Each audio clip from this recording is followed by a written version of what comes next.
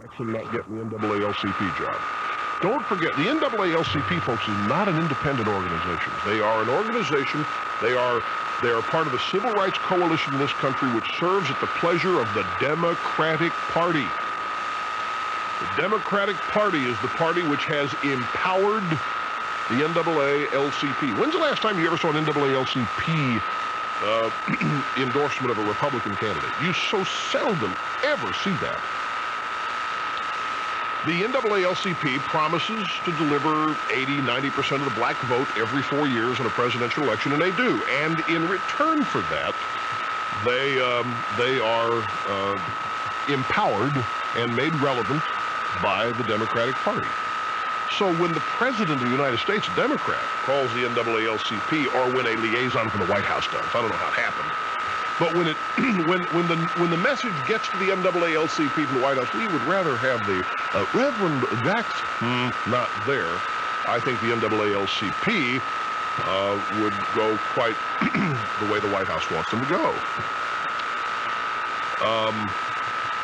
I don't think Jesse Jackson pulled out because he's afraid of anything. I think he was aced out, folks. And I think it's precisely because that the White House does not want to offer a power base to the Reverend Jackson. They don't want him to have one. He's really without one now. That's one of the reasons he's wandering around trying to get his name in the paper and on TV with these hunger strikes and all this kind of stuff. Well, the Civil Rights Coalition is exactly what Clarence Thomas threatened. Because Clarence Thomas showed quite easily and quite visibly that you don't need them, if you're black, to become successful. And that's just not going to be allowed to stand. There are too many careers, too many lifestyles, too many power bases built on the liberalism of the Civil Rights Coalition. So I really think that this David Brock book and the exposure of Anita Hill as a liar, the exposure of Anita Hill and this whole episode as an attempt to destroy a conservative black is so poignant and so remarkable that they just don't want this book promoted, and they don't want it read by very many people. So you're going to have to buy the book, and you will not see David Brock on television. It doesn't look like it.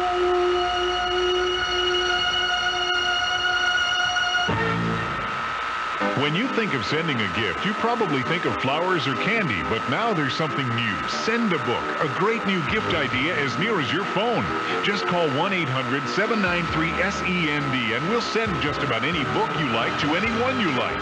How about sending Rush Limbaugh's The Way Things Ought to Be to a friend or relative? Now there's a great gift idea. 1-800-793-SEND. Send a book. 1-800-793-SEND.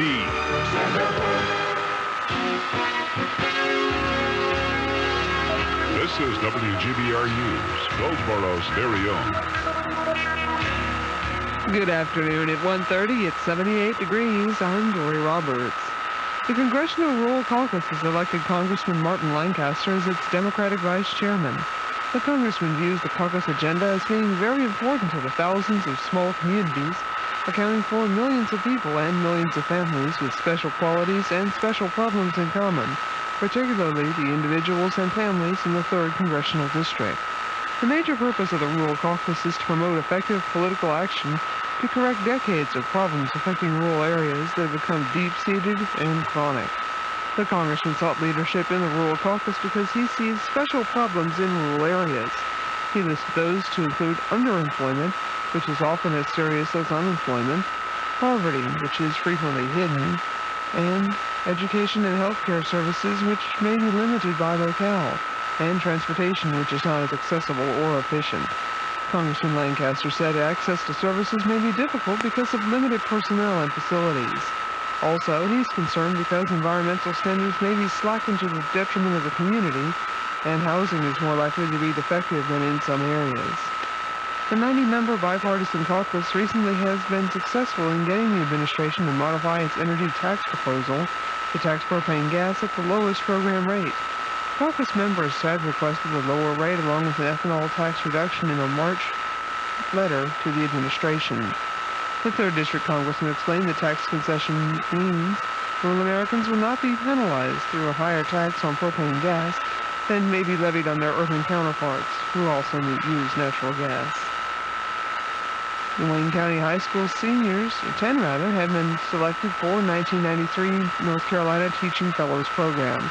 They are Andrew Nathan Fuel of Aycock High School, Laura Marie Ponzi and Jennifer Ludwell of Eastern Wayne High, Sarita Smith and John L. Williams of Goldsboro High School, Maureen Elizabeth Cox of Rosewood High School, and Amy Lynn Strickland, Yolanda Tratrice Williams, and David Earl Lee, and Edward Lyles Martin III of Southern Wayne High School. As teaching fellows, those students qualify for awards of $5,000 a year, based entirely on merit and their intention to major in education in one of the 13 North Carolina colleges and universities. They can fully repay the $20,000 grant by teaching in North Carolina Public School for 4 years. It's time for our forecast from the Weather Center. We've seen a lot of sunshine already today. Even those of you that have that high cirrus cloud cover that's drifting through, still letting a lot of warmth in, and it'll stay partly to mostly sunny today. Highs, if you have some cloud cover, about 75.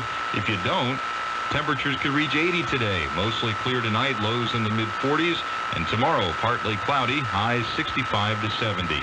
I'm Bill Schmidt at the Weather Center. Thanks, Bill. Right now it's 78 degrees as we return to the Rush Limbaugh Show on WGBR.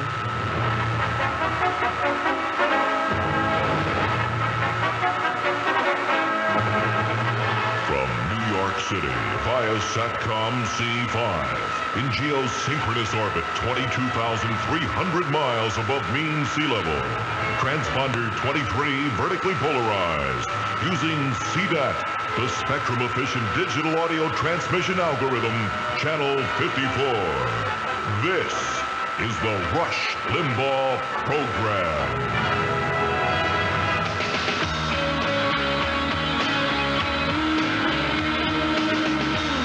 The most listened to radio talk show in the world. From high atop the EIB building in Midtown Manhattan, it's the Rush Limbaugh Program, and I'm glad you're with us. The phone number here is 800-282-2882. George Will just sent me a fax. I had not seen this. This is every week I end up in Newsweek somehow. This is minor. I mean, this is not.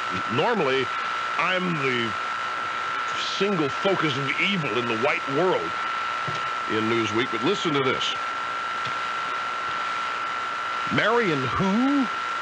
That's what the graduating class at Southern Methodist University asked when they learned that Marion Wright Edelman had been selected as this year's commencement speaker. Edelman is the founder of the Children's Defense Fund and a famous friend of Bill and Hillary.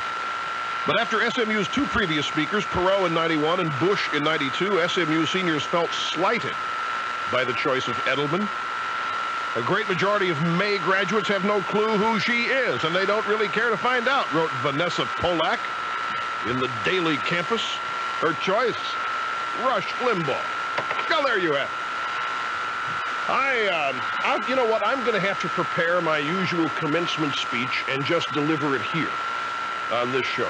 I'm asked at so many places. I'm desired at so many places to deliver the commencement speech. Just impossible to go to. Videos, satellite. By the way, we've got a Gorbasm coming up today. Gorbachev was at Thomas Jefferson's. Made a speech Saturday night. I had a spy there. I had a correspondent on the scene, and I have a report. He was very dull and very boring. The most exciting thing about it was watching his birthmark grow. You can see that, I'm told, from any spot in the audience. Look, I got so much here. I want to talk about Cisneros yesterday on Brinkley, and because it dovetails into the Kevin Johnson St. Hope Academy in Sacramento, which is a great example of how communities and the private sector can work together and get things done for the good of people without needing government, without needing some kind of government partnership. So I want to do that if it takes me the rest of the show to get that in. We also have the feminist update and all kinds of stuff. But let's go to the phones, since I've promised you people you wouldn't be waiting too long. Asheville, North Carolina. Melanie, hi. Welcome to the program. Melanie, turn down your radio, please. I did. There you go. Hey. Hey. I'm so glad to talk to you. Thank you. I'm glad you called. I just wanted to know if you had heard Clinton's pitiful comments that he made this morning as he gazed out over the little children who were at the Easter egg hunt at the White House. These are kids that are hunting Easter eggs marinated in mud, right? I guess. That's a line from my book. And did he not say that the Republicans and their filibuster are holding the children of America hostage? Yes, isn't that pathetic? Why should anybody be surprised? Every day it's a new incredulity from this guy. Well, I know, and he tries to be so... Did he bite his lower lip? Did he act like he was new too? Well, I heard it. I didn't see him say it. I just heard it. But, I mean, I could just visualize what he looked like as he said it, trying to be so... concerned. Yeah, the capital concerned C. about the Well, I children. think the children of America ought to organize a protest march. I mean, if they're being held hostage by the Republicans, let them march on Washington. That's how you do it That's these right. days. Right. And he also made another comment. Get their wagons and sandboxes and let them head to... Yes, what else did he say? Well, and talking about the Republicans, he said they're going to have to decide how many people they're going to keep out of work. See, that is why the Republicans have got to not stop in seeing to it that this stupid stimulus package is not defined as my friends, you are being treated. It's no wonder. I think it's finally catching up with this guy. The lies, the misrepresentations, the falsehoods, the misstatements, the out-and-out insults to people's intelligence that this president makes every day start to come back to haunt him. It's no accident that his approval rating is down to 49%, and this plan hadn't even been implemented yet. If this plan, and this is my first part of my bet's already happened. He's below 50% and plummeting. I said it. I told you. And I'll tell you this, with this plan implemented, this approval rate plummets to 40%. And that hasn't even happened yet. And to sit there and say that the Republicans, give me that line again. They're going to have to decide how many people they're going to keep out of work. The government does not provide the jobs in this country in the private sector. And there are no jobs in this, the number of jobs in this bill are few, they are temporary, they are make-work jobs, they're ditch-digging kinds of things. How long does it take to build a swimming pool, for crying out loud, or a park bench, or a swing set in Puerto Rico? How long does it take to build those things? We're not talking about careers here. We're not talking about economic growth. We're talking about paybacks. And the American people, I think, thanks in part to me in this show, are beginning, ladies and gentlemen, to see through the smoke and the fog of all this. This is not a jobs bill, and $16 billion is a percentage of our, what the budget's $1.5 trillion? What's 16 billion? What's the percentage? I mean, it's ridiculous. This is not even going to cause a little ripple. Even if all 16 billion of it was to create jobs, which it's not. 4 billion of it, the largest single portion, is to continue to pay people not to work. It's for unemployment compensation benefits on an extended basis. Well, he's getting extreme now. And I thought the days of blame were over. Remember from his speech? The days of blame are, of course, and he's not, how difficult can this be? He's got a Democratic Congress. He's a Democrat. This stuff was supposed to sail through. It was just supposed to be automatic. And I'll tell you, folks, this is not being widely reported, but I'll do it. From today's Wall Street Journal, Congress balks at Clinton's proposals for cutting taxes and increasing spending. 3 months into his presidency, Bill Clinton's having trouble persuading Congress to do two things that Congress usually does happily: cut taxes and increase spending. On the tax front, Clinton's proposal to revive the investment tax credit. Have you heard about this? This is dead in the water. Business doesn't even want this. They'd rather hire people. They don't want a tax break for buying machinery. They don't want this at all, and Congress doesn't want it. That's not going to happen. And some of the spending increases he wants, Congress saying, wait a minute, this is too much, because they hear the people. Congress is hearing the people. Clinton is trying to fool the people. I had a great line last week, but you didn't hear it because I wasn't on the air. But this argument, one that Perot and Clinton both calling each other liars, do you talk about something that cancels itself out? I mean, what's funny about this? Here you have two guys both calling the other a liar. One of them is a strategic planner liar, and the other doesn't even know when he's lying. You figure out who's who. Which one do you think it is? Who's the strategic planner liar? Nope. That's Perot. Perot is the strategic planner liar Clinton doesn't even know, because everything is. Clinton believes it. Every day you get up, and how can we fool America today? That's what this administration is all about. And I think, if they're actually saying, but Melanie, are you still there? Melanie? Yes. I knew you were still there. I'm just listening. I know. Well, it's a beautiful thing, isn't it? It's great. Give me this line again. How many people Republicans? They're going to have to decide how many people they're going to keep out of work. Yeah, that's desperation, folks. That is desperation. Now, I have not seen yet how Dole and the boys are going to answer this. But this is a perfect opportunity to just get right in there and just say this is not a jobs bill. It's pure and simple, not a jobs bill, and nobody is going to be kept out of work if this $16 billion pork thing doesn't get passed. It's just that simple. It's a golden opportunity here. Melanie, anything else before we take a break? Yeah, I wanted to, Parade magazine in the Sunday paper yesterday was almost totally devoted to Hillary Clinton and her views on different things. Right. And one of the things that I thought was really funny was she said, despite what some people think, I'm not in favor of big government. I can't bear the idea of that kind of overwhelming control vested in anything. Government, big business, or big anything. I thought that was pretty good coming from her. You don't believe it, do you? Of course not. I don't believe anything she says or him either. You know, Hillary was, though, her dad's a very conservative guy. And Hillary worked for Goldwater. In 64, it was Wellesley that got hold of her, and, sayonara mind, bye-bye, there it is. But this is just more of a smokescreen. No, we don't want big government. Look at what they're doing to government. They're growing it. There's a story in the Washington Times over the weekend about all these White House staff cuts and all this stuff. Half of what he promised, if that much. I mean, there's no reduction in the size of government here at all, and they haven't even gotten to this monolithic healthcare thing. I shudder to think what that's going to be. If they come close to getting away on it. So, Melanie, I'm glad you called. Thanks for your patience in holding on. Oh, I'm glad to. All right. Have a great day. Thanks. We'll see you in just a second, folks. Don't go away. You're listening to the EIB Network.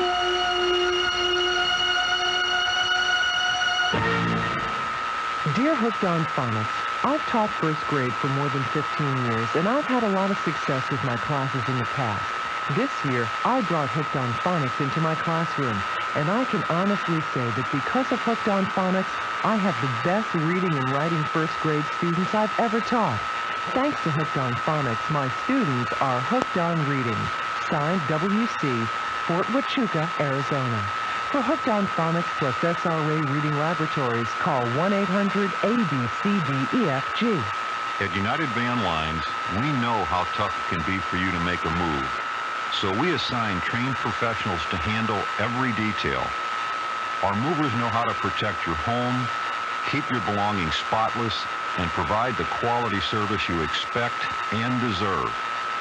We've pledged to be the best mover in the business. Let us prove that we are. I'm Bob Baer, president of United Van Lines, where the quality shows in every move we make. Check the yellow pages for your United agent. It's good eating at Madison's Prime Rib, Berkeley Boulevard at Ash Street. Every Monday through Friday for lunch, Buddy Myers has a buffet, just $3.49. That includes 4 to 6 meats, veggies, salad, and dessert. $3.49. Thursday, Friday, Saturday nights, it's Madison's famous weekend buffet with prime rib, steak and mushrooms, large steamed shrimp, fried shrimp, stuffed crabs, crab legs, crab salad, and 4 vegetables plus salad bar. $10.95 is all. Great eating, friendly atmosphere. Madison's Prime Rib, Berkeley Boulevard at Ash Street in Goldsboro. It's the backside of the season, and the Hornets are jockeying for position in the NBA playoffs. Every game is important, and tonight the Hornets get down to business with the Philadelphia 76ers. With All-Star Larry Johnson and rookie sensation Alonzo Mourning, the Hive is alive, and you've got the hottest ticket in town. Join us when the Hornets and the Sixers take it to the hoop. Tonight at 7:25 here on your sports spectacular station, 1150 WGBR. take pride in America's monuments and sites today, our nation's great heritage will be history. Linda Evans talks about Take Pride in America, a grassroots nationwide effort to enhance and preserve our natural, cultural, and historic resources. Respect for our history shouldn't be a thing of the past. That's why Boy Scout Troop 4 in Ann Arbor, along with the Great Lakes Lighthouse Association, adopted the St. Helene Light Station on Lake Michigan. Once scheduled for demolition, the restored 1873 light station is now an entry on the National Register of Historic Places. With a little effort, we can all leave our future a past to take pride in. For more information on how you can take pride in America, please call 1-800-US-PROUD. Call 1-800-US-PROUD and take pride in America. Take pride in America.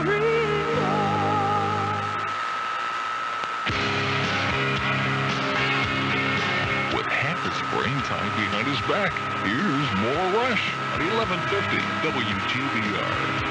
Okay, I've just decided we're going to do the Cisneros on Brinkley analysis in the monologue in the next hour. We'll do phones till then. St. Paul, Minnesota, and Charlie. Hello. Hey, Rush. Hi. How you doing? Good. Good. Rush, a few weeks ago you were talking to a woman in Florida regarding the differences between men and women. Yes, and I know them well. And I inferred from your implication, I learned that from you, Yes. that you thought that house husbands and men that were house husbands were lazy and goof-offs and... I didn't say that. Well, you did, though. No, see, you're admitting that you inferred from an implication. Well, you implied it. I didn't say that. What in the world do you think? Refresh my memory on what the focal point of the conversation was. I'll tell you what I said. We were talking about if a man approached a woman in a bar. That's all right. Well, this is true. And this is. Let me give you the analogy. Okay, so maybe the audience may not remember this. Let me bring the rest of the people in on it, and we can discuss it. I'm not doing this to take away from your time. Okay. Okay. I just have. Of course, now I don't know. But I have this theory, and it's proven out all the time. I mean, there are exceptions to everything, don't forget, and whatever you're going to talk about may indeed be one, but I guarantee you, all things being equal, 99 out of 100 times, when a woman walks into a bar, or anywhere, where there are two guys, and there are two guys, and they both look physically appealing to her, so she starts talking to the one on the left first, and this guy says, yeah, well, I'll tell you, I'm heading to be the best stockbroker I can or whatever, and I'm working hard, and I want to have a family, and I want to raise maybe 2 kids, and want a house in the suburbs, a couple of cars, and da-da-da-da-da. The conventional, forget the left or right thing. This is the first guy she talks to. Then she calls to the second guy. The second guy says, you know what, I'm tired of the competition out there. I think it's too competitive. It's too cutthroat. I love children, and I respect women, and I'm a man of the 90s, and I think women should have more power. I want to stay home and raise the kids. 99 out of 100 times, the woman's going to go, ugh, and head back to the guy who wants the conventional things. That's not to criticize this guy. I'm just telling you that's how, despite all that's said about what people want, that's 99 out of 100 times. Okay, you're right. Well. You're right. And I want to make you look good. Because I'm a house husband. Yeah. And my wife, during the Reagan-Bush years, achieved a 6-figure income. Great. That's great. She supports me and 3 kids.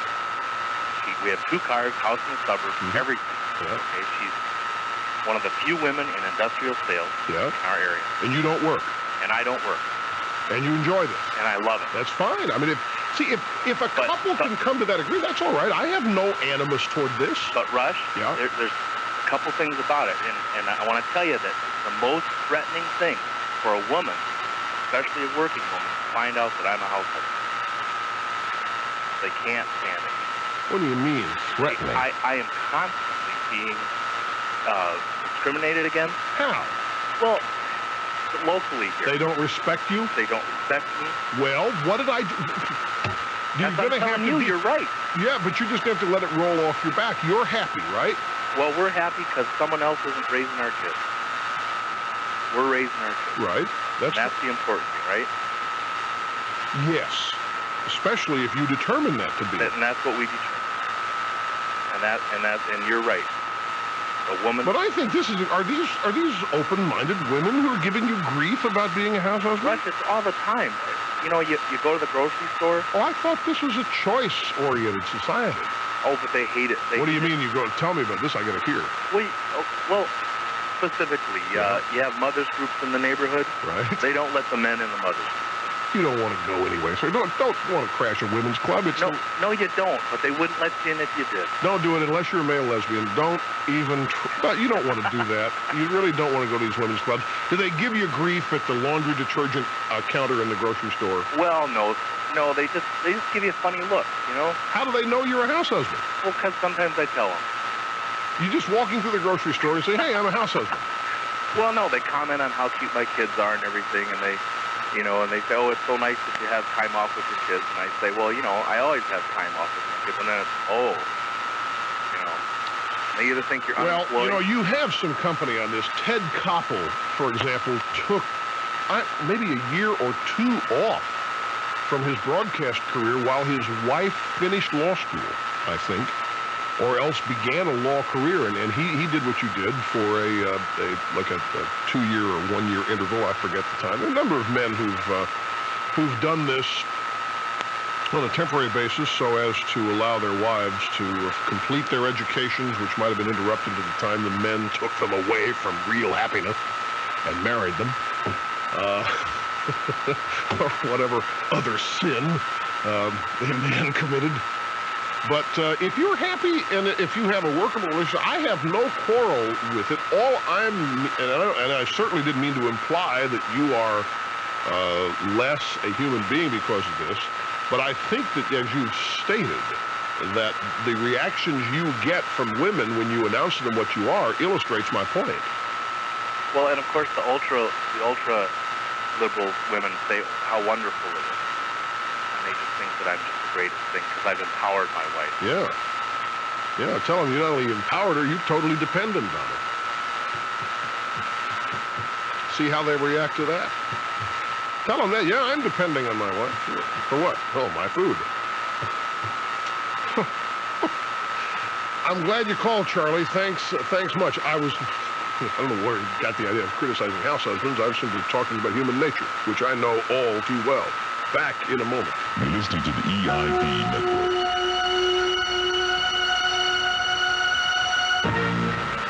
Folks, you got to watch out. These guys come at you fast out there. I'm talking about the liberals. Look what they want. Wage and price controls, handouts to everybody.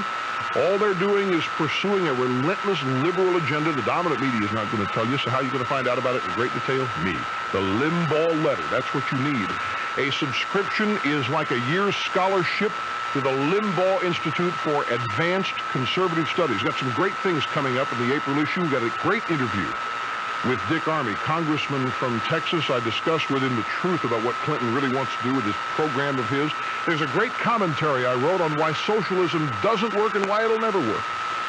Protect yourself, folks. Protect your friends and family against this Washington liberal agenda with my newsletter.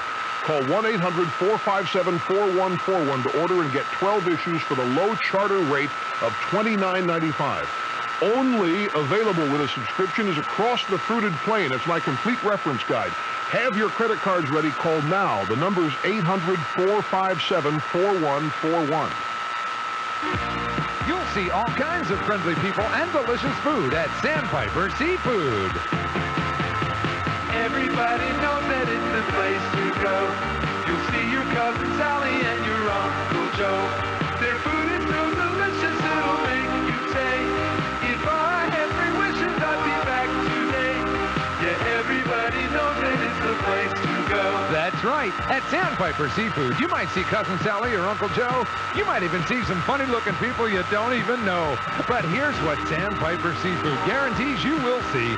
You'll see smiling people digging into delicious shrimp. You'll see friendly people serving you and everybody having a great time at Sandpiper Seafood. You'll leave us feeling satisfied and wearing a grin, and knowing very soon that you'll be back again.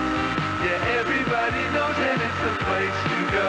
Come on in to Sandpiper Seafood on Highway 70 in LaGrange. For For sailor convenience and safety, see Jeanette Bell of Bell Sailor. Bell Sailor serves Wayne, Johnston, and Harnett counties from 2009 East Ash Street in Goldsboro. Call 735-1000. And their new office in the Ace Plaza in Clinton serves Sampson, Pender, and Duplin counties. Call 590-9003. And now get service for your sailor phone for as little as $24.95 a month with 30 free minutes of phone time. For sailor convenience and safety at home, at work, on vacation, or just on the road, call Bell Sailor with locations in Goldsboro and Clinton. At East Coast Savings Bank, we make loans that make a difference in your life. Our consumer loan department features competitive rates and flexible terms. We're service-oriented, and we genuinely want to make a difference in the quality of your life.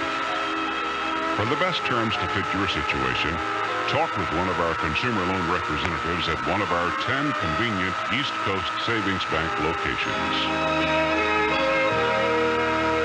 Now, more of the Rush Limbaugh Show on 1150 WGBR.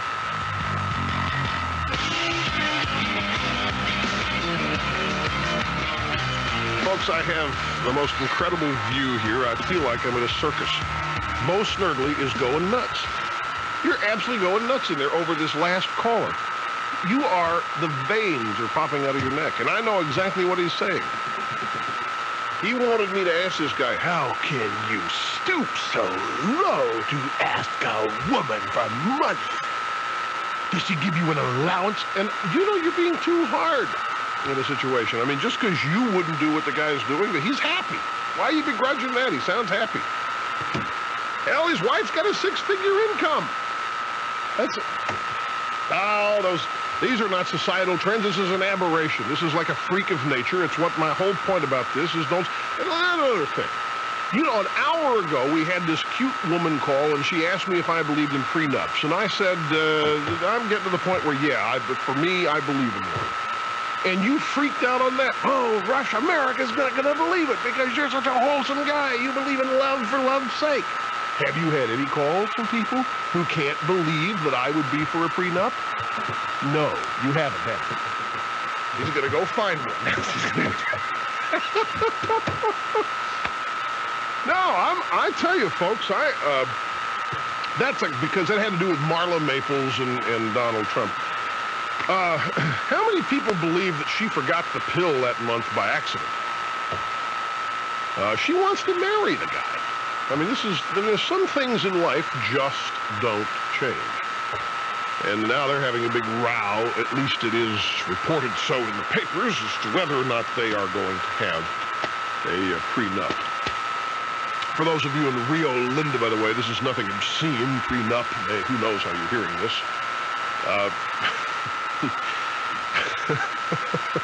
Prenup is simply an agreement before you get married that says if we get divorced, you don't get half of what I have, or you come to an agreement, you negotiate what it is beforehand. And hell, with as easy as marriage is to end today, it'd be foolish not to have one. Anyway, you be patient because the Henry Cisneros analysis from Brinkley show yesterday in the next hour. Don't go away.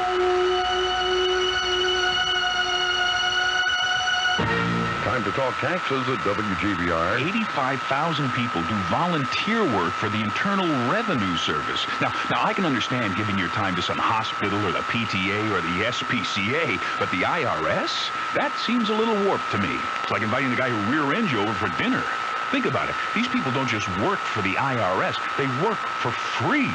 Reminds me of that guy who sat in the front row in 6th grade and raised his hand for every single question. Yeah, like Russell Fralin. Yeah, I bet old Russell grew up to be an IRS volunteer. It may be hard to believe, but thousands of people do help the IRS every year. Look for our trained volunteer tax assistants in libraries, churches, malls, and other convenient locations. January through April, they'll be glad to help you with your taxes. And while you might not understand someone volunteering for the IRS, you will appreciate them. We do. Hey, maybe they just got confused. I thought IRS stood for Insomniacs for Restful Sleep or individuals to rearrange Stonehenge. It's a splinter group. The Internal Revenue Service. Answers. Assistance. At your service. We're We're the talk of the town. 1150 WGBR, Goldsboro's very own.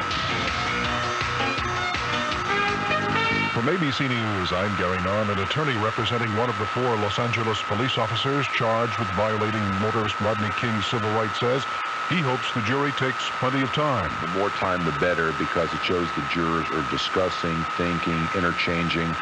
The greatness of the jury system is that it represents the collective judgment of 12 citizens, tried and true.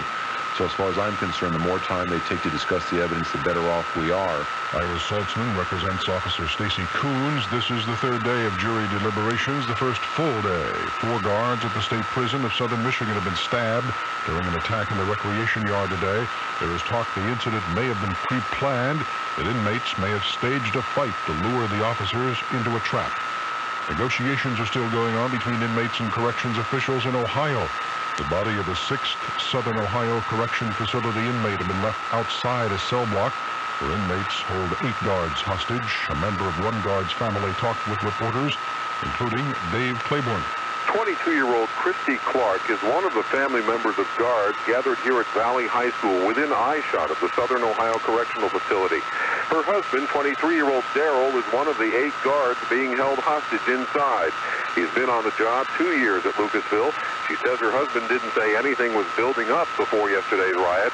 Her message to husband Daryl: I love him, and I hope that everything's okay. The family's vigil at the Lucasville Valley High School continues. Dave Claiborne for ABC News, Lucasville, Ohio. Authorities in Texas have gotten another message from Branch Davidian cult officials. ABC's John Bascom on some of what was in it. On Saturday, the Davidians left a second letter for the FBI, purportedly dictated by God. It again is threatening in tone and warns against harming David Koresh. The FBI's Bob Rick says talks with the second in charge in the compound, Steve Schneider, have confirmed there's no reason to believe this Davidian Passover, which ends in a couple of days, will end this standoff. You're listening to ABC News. Ow, you stepped on my toe. Sorry. Okay, now how do you feel? Low, so low I see into your toe. Now visualize that image to say I'm sorry in Spanish. Low, see into your toe? Lo siento means I'm sorry. Oh, that's easy. Lo siento. You too can learn Spanish, French, German, or Japanese. So don't say lo siento, I don't understand. You can. It's easy and fun with National Dynamic Speed Tapes. Just call 1-800-545-1985. 1-800-545-1985. I spent last night spying on my husband, Louie. A truck driver who wants to be a hairdresser. I'm supposed to believe he's at night school? It's that Doreen who does the books. I park outside her house for hours. But no, Louie. He really is trying to be a hairdresser. I found him at Clip and Curl College. I think I'll leave detective work to the experts. Tonight on A&E's Lovejoy Mysteries, watch A Master of Deception. Ian McShane is the sleuth Lovejoy, tonight at 10 Eastern and 7 Pacific. A&E, it's time well spent. A federal official is estimating about 2 million jobs will be lost within 5 years as a result of the Pentagon's spending cuts. Ronald Kutcher of the Bureau of Labor Statistics tells a base closure commission in Washington hearing of the 2 million, nearly 900,000 already have taken place. Operation Deny Flight is underway. NATO warplanes have begun enforcing a UN no-fly zone over Bosnia, putting alliance jets on a combat mission for the first time in NATO history. The first planes took off a few hours ago from Villafranca Air Base in northern Italy. The front wheel of a Delta Airlines jet broke off just before the Lockheed TriStar took off from Stuttgart, Germany today. The nose scraped the tarmac. None of the passengers or crew injured. The plane was on a flight to Amsterdam and Atlanta. The President and the First Lady took part in the annual Easter egg roll on the South Lawn of the White House this morning. They greeted hundreds of kids and their parents before beginning to search for 30,000 wooden and 7,200 hard-boiled eggs. Hillary Clinton says the family cat did his part. There have been a lot of eggs signed by a lot of very famous people who have come to Washington, but there are 100 eggs that were signed by Socks. So, his own little paw print is right there on the egg, and so he'll be very happy if you find his eggs as well. Wall Street, Dow Jones Industrials up 29 points. This is ABC News. The Mita DC8585 isn't just a high-speed copier. It's a stress reduction machine. It has a 3-year guarantee, so you don't have to worry about breakdowns. And since DataPro rated the Mita DC8585 the #1 high-speed copier in its class, you don't have to worry if it's the right choice. So call 1-800-858-MITA and relax. The times demand Mita. For the ABC Information Network, I'm Gary Nunn. Our skies are going to stay partly sunny the rest of the day. High temperatures, still very warm temperatures expected in the mid-70s to near 80 today. If you're in the southern counties and you aren't having any high clouds drift by, you can just about figure on hitting 80 this afternoon. Mostly clear tonight, lows in the mid-40s. Tomorrow, partly cloudy, not quite as warm. Highs in the upper 60s to near 70. I'm Bill Schmidt at the Weather Center. Thanks, Bill. Right now it's 78 degrees as we return to Rush Limbaugh right after this. Here are some of today's top WGBR news stories. The rural caucus elected Congressman Martin Lancaster to its vice chairmanship. State Senator John Carr has been working on a tax cut of his own. He expects legislation to be introduced tomorrow that will cut the unemployment security tax paid by businesses to provide benefits for people who are out of work. For details on these stories and other late-breaking news of Goldsboro and Wayne County, stay tuned to Goldsboro's very own 1150 WGBR. Now, more broadcast excellence on 1150 WGBR.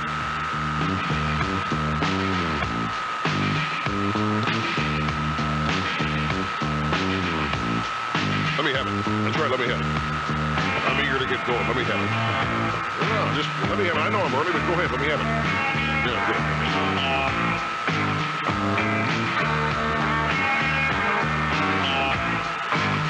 The views expressed by the host on this show are taking a nation over peacefully and with good cheer. Why? Because the views expressed by me, your host, you can't find anything wrong with them. This is a special edition of the Rush Limbaugh program. Righto. America held hostage. The children, too. Now from our studios in New York City, here is Rush Limbaugh. Don't you love it? Clinton's now using my own terminology. It's day 83 of the raw deal, and Clinton's out there saying the Republicans are holding the children of America hostage. Wrong, Mr. President. We are all, including the children, being held hostage by you and this administration. It's day 83 of the raw deal. Glad you're with us. 800-282-2882. It's a great issue of the Wall Street Journal last April 9th. Back page, Politics and Policy. There was a story by Michael Frisby. Even as Clinton appoints women and minorities, insiders resemble those of George Washington.